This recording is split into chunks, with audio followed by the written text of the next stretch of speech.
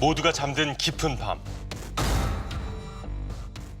윤아 씨는 그날도 지극히 평범한 하루를 보내고 깊은 잠에 빠져들었습니다. 평화롭던 일상이 깨진 건 30대로 보이는 한 남성이 그녀의 집을 방문한 후부터였는데요. 누구죠? 여자 비명 소리랑 그러니까 여자가 막 하는 소리랑 거기서 막 쿵쿵거린다고. 뭐지? 우리 집에서 무슨 비명 소리를 들었던 것 같은데 그 소리 들으니까 소리를 이렇게 치더라고. 2시간 뒤 수건을 머리에 쓰고 아파트를 빠져나가는 남성. 그의 행동은 어딘가 석연치 않습니다. 그때 옷이랑 바지랑 상하이가 전부 다 바뀐 거죠. 바지까지 바뀐 거예요? 이제 껴입은 거죠. 기존에 자기가 입던 옷에 슬리퍼도 바뀌었고. 수상한 남성이 다녀간 뒤 숨을 거둔 채 싸늘한 시신으로 발견된 여성. 아이고. 도대체 그녀를 살해한 범인은 누구일까요?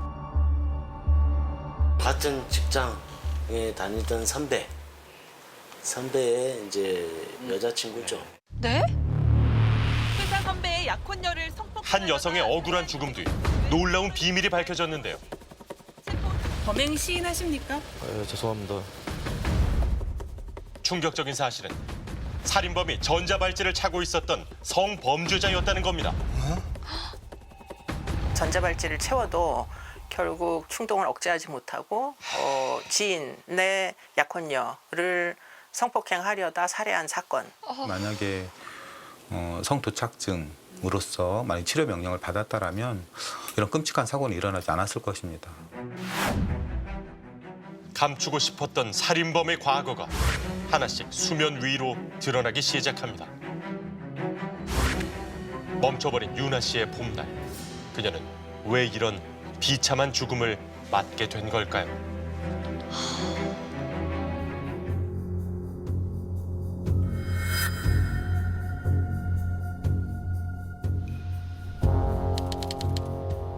살인 사건이 발생한 지 10여일이 흘렀지만 현장엔 과학수사팀의 보강 수사가 연일 계속되고 있었습니다. 아유, 우리 나이 사람들은 다 충격이죠. 마음이 불편하지. 좀 무섭더라고요. 이게 전혀 제가 모르는 상태도 아니고 그냥 어느 가면 안 이렇게 인사할 정도로 엘리베이터 안에서 만나고 그런 상태였는데 그런 사고를 당했다니까 놀랍기도 하고 되게 작고 예쁘게 단아하게 생겼던 기억이 있어요. 작고 예쁘고 단아하고. 억울하게 죽은 것 같아서 너무 불쌍해요. 아이고 참. 이 아파트에 살고 있던 40대 초반의 윤아 씨. 그녀의 갑작스러운 죽음은 이웃에게 큰 충격이었습니다. 그날 아침에 비가 많이 왔어요. 네. 근데 이제 그날도 이제 비가 왔기 때문에 그건 모르죠. 비가 참 무심하게도 내렸던 지난달 27일. 사건은 그날 새벽에 일어났습니다. 약혼자의 직장 후배인 정 씨가 윤아 씨의 집을 찾아온 건 오전 5시 30분경. 아니 약혼자의 직장 후배가 집으로 왜 왔을까요? 뭘까요? 문을 안 열어주고 안에 거리를 걸어놓고 무슨 일이냐 그러니까 그 남자친구 이야기를 하면서 일이 생겼다. 일이 혹시 생겼죠. 남자친구한테 무슨 일이 있는가 싶어가지고 그러니까 약혼자가 걱정돼 문을 열어주게 된 것 같습니다. 그렇죠. 뭔가 사고가 난 건 아닐까 놀랐겠죠, 일단. 그런데 집으로 들어온 정 씨가 갑자기 돌변해 성폭행을 시도한 겁니다. 순식간에 일어난 일이었습니다. 맙소사. 여자 비명 소리랑 그러니까 여자가 막 하는 소리랑 거기서 막 쿵쿵거린다고 새벽부터 막 그렇게 말씀하시는 걸 잠결에 듣고 잤어요 저는. 그날 밤 성폭행을 피하기 위해 윤아 씨가 얼마나 몸부림을 쳤을지 짐작이 갑니다. 아휴. 선배 약혼녀를 성폭행하려다 살해한 혐의로 30대 남성이 긴급 체포됐습니다. 사건 발생 3시간 만에 범인을 검거한 형사들은 강간치사가 아닌 강간살인으로 범인을 검찰에 송치했습니다. 살인을 했다고 본 이유는 무엇일까요? 경부 압박을 해서 질식된 부분이 있다. 야. 목을 압박한 흔적이 있고 목에서 일부 연한 목 부분에 골절도 있는 부분이 속에 있다. 몹쓸 짓을 당한 뒤 목이 졸려 사망하게 된 윤아 씨. 죽이기까지 했다고요? 가족의 신고를 받고 출동한 구급대원들이 집안에서 마주한 그녀의 모습은 어땠을까요? 저희 맥박을 확인해 봤는데 이제 멈춰져 있는 상태였고 시간이 좀 많이 지나다 보니까 관절 같은 게 다 굳으셨더라고요. 별다른 외상이 보이지 않아 언뜻 보기엔 자다가 심정지로 사망한 것으로 생각했답니다. 그런데 수상한 무언가를 발견하게 됩니다. 혹시 상처 있나 상처 확인하려고 이제 확인을 하려고 봤는데 이제 뒤통수 쪽에 출혈이 있고 나뭇잎이 같이 있어가지고 저희가 그 부분이 침대에 있는데 나뭇잎이 있을 이유는 없으니까 그래서 저희는 돌아오면서 나뭇잎이 있던데 그거는 왜 있는 걸까? 뭐지? 윤아 씨의 몸을 들어 올리자 머리 뒤편에서 나뭇잎이 발견된 겁니다. 어떻게 된 일일까요? 그러게요. 경찰의 수사 결과 성폭행 상황을 벗어나기 위해 베란다를 통해 탈출을 시도한 것으로 보인답니다. 아이고 딱해라. 그러다 그만 6층 아래로 추락하고 말았다는데요.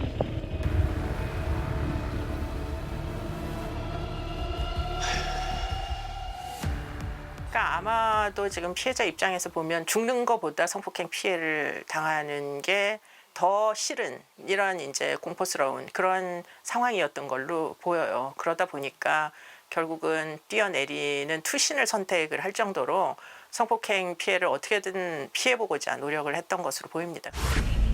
성폭행만은 피하고 싶었던 그녀였습니다. 하지만 잔인한 정 씨의 행동은 여기서 멈추지 않았는데요. 예?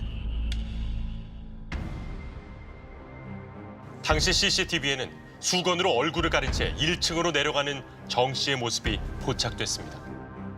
옷이랑 바지랑 상하이가 전부 다 바뀐 거죠. 다 바뀌었네. 바지까지 바뀐 거예요? 이제 껴입은 거죠. 기존에 자기가 입던 옷에 슬리퍼도 바뀌었고.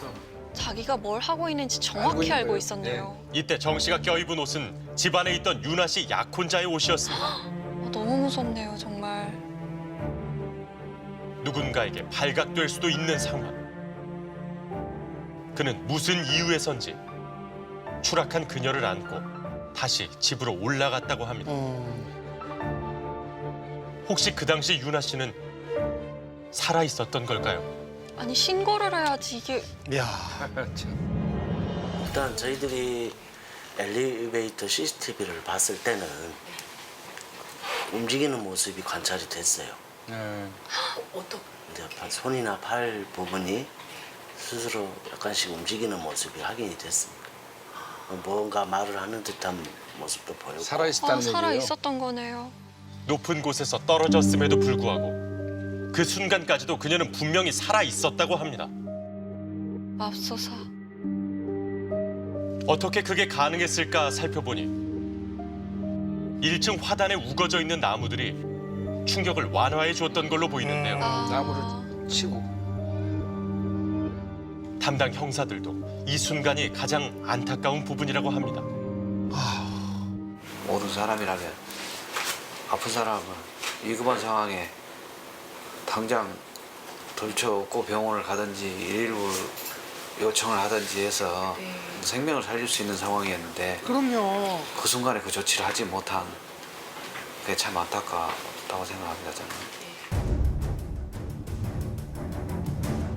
그는 다친 윤아 씨를 끌고 올라가 도대체 무슨 짓을 저질렀던 것일까?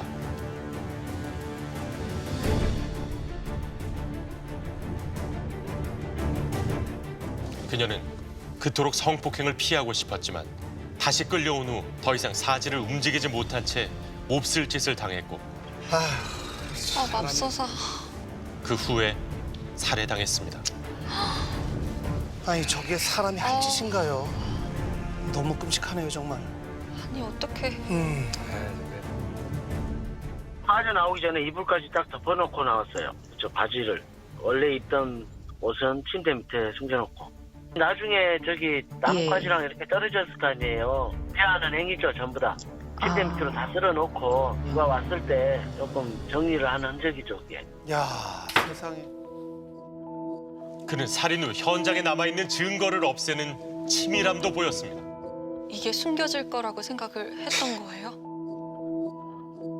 그리고 이번에는 엘리베이터가 아닌 계단을 이용해 우산 쓰고 내려. 사건 현장을 유유히 빠져나갔습니다. 우산에 수건에. 정 씨의 모습이 CCTV에 다시 포착된 건 차로 10분 거리에 있던 본인의 집 앞. 그는 주머니에 숨겨둔 본인의 슬리퍼를 꺼내 신고 참. 유나 씨의 집에서 신고 나온 신발을 휴지통에 버리는 모습을 볼 수 있었습니다.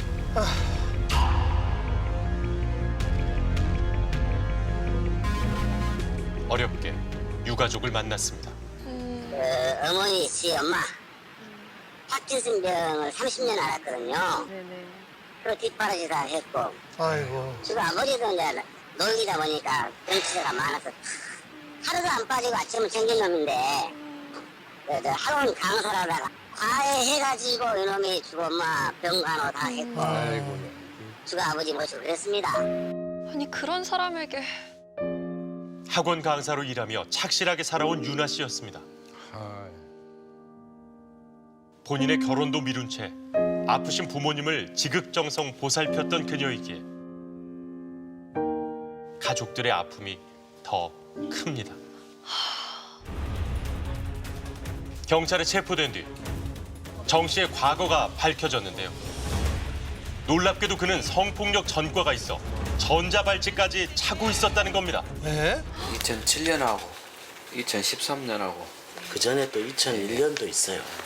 총 한 번이 4년 아니었고. 동종범죄 전례. 아이고 참. 그는 이미 19년 전인 2001년 길 가던 19살 여성을 집으로 끌고 가 성폭행하고 폭행까지 했습니다. 그 사건으로 징역 3년에 집행유예 5년을 선고받았는데요. 하지만 2007년 형이 끝난 후 6개월 만에 또다시 여성을 강간. 이번에도 전치 6주의 상해를 입힐 정도로 무자비한 폭행이 동반됐습니다. 야, 참. 사회로 나온 정 씨는 출소 5개월 만에 다시 주점에서 성폭행을 했는데 그는 여기서 끝나지 않고 1시간도 채 안 돼 같은 공간에서 또 다른 여성까지 때리고 성폭행을 시도했다고 합니다. 세상에. 극도로 성적으로 공격적인 사람이다 이렇게 보이고요. 이런 타입의 성범죄자들은 여성을 인격체로 대우하지 않습니다. 아이고, 일종의 욕정을 해소하기 위한 물건 정도로밖에 취급하지 않기 때문에 피해자의 고통에 대해서 눈꼽만큼도 아마 이해도가 없었을 거예요. 성폭력 전과자로 전자발찌까지 차고 있었던 정 씨. 왜 그의 재범을 막지 못했을까요? 보호관찰소를 찾아가 봤습니다. 일단 뭐 이동 경로나 그런 같은 건 매일같이 체크를 하고 있고요. 그러면 그날 사건이 벌어진 당일날에도 어쨌든 체크는 좀 하셨던 건가요? 이게 새벽에까지 어쨌든 술을 먹었잖아요. 그게 이제 그 바로 주거지에서 바로 이 정도 거리에서 주거지 바로 앞에 있었었고요. 이동 시간 같은 경우가 이 사람이 이제 그 새벽에 일을 나가는 사람이거든요. 그래서 그 이동 패턴이랑 이제 동일하게 이동을 해서 그렇게. 사건이 일어났던 날 새벽도 주거지에서 유나 씨의 집까지는 10분 거리 내에 있었고 또한 이동 시간도 평소에 정 씨가 출근하던 시간이었기 때문에 범죄를 미리 예측하지 못했다고 하는데요. 그는 세 번째 출소 이후 이번에는 회사 선배의 약혼녀를 대상으로 범죄를 저질렀습니다. 어떻게 지인의 약혼자에게 이런 끔찍한 짓을 저지를 수 있었을까? 그러니까요. 세 사람을 잘 안다는 지인을 만났습니다. 비극적 결말을 부른 이 관계의 시작은 언제부터였을까? 그럼 이거 사건 터지고 그 남자친구분은 지금 어디? 가장 굉장히 힘들어요. 지금 일 나오셨어? 아니 중이라 못해요 지금. 못 나오시겠네요. 지금 중이 받았지. 안 받았겠어요. 지금 받지 당연히. 아이고야. 그다음에 또 벌어진 일이고 그러니까 그러니까 저를 이번에 나갈 때 우리 모든 분들이 잘못했어요. 아이고 참. 10개월 전 범인 정 씨는 유나 씨의 약혼자가 다니던 회사에 입사를 하게 됐다고 합니다. 유나 씨의 남자친구는 신입사원이던 정 씨를 잘 챙겼다고 하는데요. 나이 차도 한 3살 정도 나니까 이제 친하게 지내더라고. 나는 이제 금갑도 했지 그냥. 네. 전자발찌 찬 거. 몰랐죠. 전혀 몰랐죠. 옷을 안 벗으니까. 그냥 작년에 감액이 칠 때 그게 딱 한 번 가고 한 6개월 전에 갔는데 그걸 기억하고 있는 거예요. 보통 기본 사람들은 한 번 간 아파트 잘 기억 안 하잖아요. 못하고. 마음에 두고 있었던 거예요. 회사 동료들과 6개월 전에 딱 한 번 유나 씨의 집을 갔었다고 합니다. 정 씨는 그 기억을 더듬어 그녀의 집을 찾아간 것인데요. 범행 직전 엘리베이터에서 그와 마주쳤다는 주민도 있었습니다. 나는 엘리베이터 같이 탔어 그 새끼. 언제요? 아침에 그 사고 난 날 아침에 때가 한 5시 반 조금 못 됐을 거예요. 예. 이렇게 걸어오는데 저쪽에서 이렇게 나오더라고. 모자 쓰고. 이른 새벽 갑자기 화단에서 나온 남성이 의아했지만 그저 아파트에 사는 주민의 친인척일 거라 생각했답니다. 같이 올라가는데 애가 14층을 내놓는 거야. 그러니까 집을 찾으려고 이렇게 왔다 갔다 했다고 하더라고요. 그러면 집을 찾으러 왔다 갔다 할 때 그랬나 보죠. 그러신 거예요? 그런가 봐요. 그 소리 들으니까 소리를 이렇게 치더라고. 그는 유나 씨 집의 호수까지는 정확히 알지 못했던 것으로 보입니다. 하지만 그녀의 집 현관문의 특징을 기억해 아파트 맨 위층부터 한 층씩 내려오면서 집집마다 문을 확인했다는 걸 알 수 있었는데요. 끔찍하다.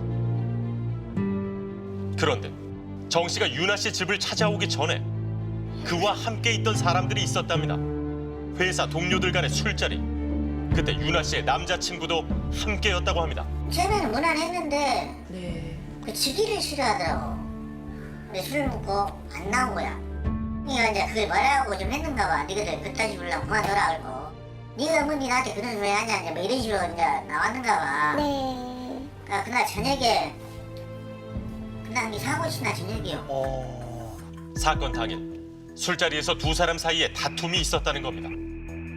같이 술을 마시다 유나 씨의 약혼자가 취해서 잠이 들자 정 씨는 자기 집으로 가지 않고 곧장 유나 씨의 집으로 향했다는데요. 세상에. 그렇다면 선배와 다툰 뒤 안갚음을 하기 위해 그의 약혼녀를 찾아간 것은 아닐까?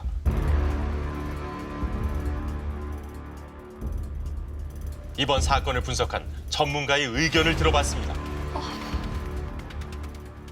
그러니까 내가 선배 대신에 복수를 이 약혼녀에게 복수를 하겠다라는 의미를 찾아갔다라는 것보다는 아마 그 약혼녀가 가지고 있었던 어떤 물건이나 어떤 뭐 냄새나 어떤 옷차림이나 어떤 행동 이런 것들이 본인의 어떤 성적 흥분을 만족할 수 있겠다라는 기대감이 있었기 때문에 작정을 하고 찾아간 게 아니었을까 처음부터. 아 참. 성범죄 목적이라는 거죠. 전문가는 특히 정 씨가 가학적이고 공격적인 성향을 가지고 있다는 것에 주목할 필요가 있다고 합니다. 사실 이번 사건에서 보면 떨어져서 거의 죽기 직전인 환자를 끌고 올라가서 성폭행을 했다는 거죠. 말도 안 되는. 그러면 이거는 분명히 성적 가학증이라고 봐야 되는 겁니다. 누구도 그렇게 죽기 직전에 사람을 대상으로 성적 흥분이 일어나지는 않습니다. 그럼요. 그거는 특별한 거죠. 그러니까 그럼에도 불구하고 또는 이렇게 아플수록 흥분이 올라가는 것이죠. 말이 돼 저게. 취재도 중 실화 탐사대는 2013년 당시 판결문을 입수했습니다. 눈에 띄는 건 당시 검찰이 이 사람에게 화학적 거세가 필요하다고 봤다는 것입니다. 특히 그는 알코올 중독 상태고 행동 통제력이 부족하며 여러 가지 검사에서도 재범 위험률이 높다고 나왔습니다. 아니 그런데 왜? 그러니까요. 그는 예전부터 성폭행 전에 여성들을 때리는 난폭함을 보였는데요. 그래서 더더욱 화학적 거세가 필요하다고 봤던 것입니다. 아이고 참. 하지만 재판부에서는 이를 기각했습니다. 그 이유가 뭘까요? 왜였을까요? 우리나라에서는 현재 성도착증 환자에게만 화학적 거세를 실시할 수 있는데 정 씨가 성도착증이 있는지 확실하지 않다는 겁니다. 당시 정 씨를 성도착증 환자라고 진단하지 못한 이유는 과연 무엇일까요? 이제 감정이가 이렇게 얘기를 했어요. 피치료 명령 청구자가 방어적 태도를 보이고 있어서 성도착 여부를 본 검사에서 확인하기 어려웠다. 방어적 태도? 그러니까 성도착증이 없었다가 아니고 검사불능이라는 거죠. 검사에서 확인하기 어려웠다라는 것이죠. 성도착증 여부를 확인하기 어려운 이유는 우리나라에서는 설문조사에 의존하기 때문입니다. 야, 설문으로 확인을 한다고요, 이게? 네? 아, 이게 실합니까, 정말?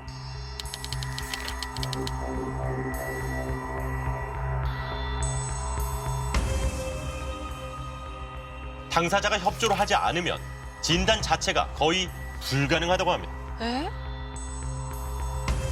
설문조사에서 불성실한 태도로 화학적 거세를 면할 수 있었던 정 씨는 복역 후 다시 사회로 나와 출소 1년도 안 돼 선배 약혼녀를 상대로 이 같은 범죄를 또 저질렀던 겁니다. 야, 진짜 무섭네요. 예.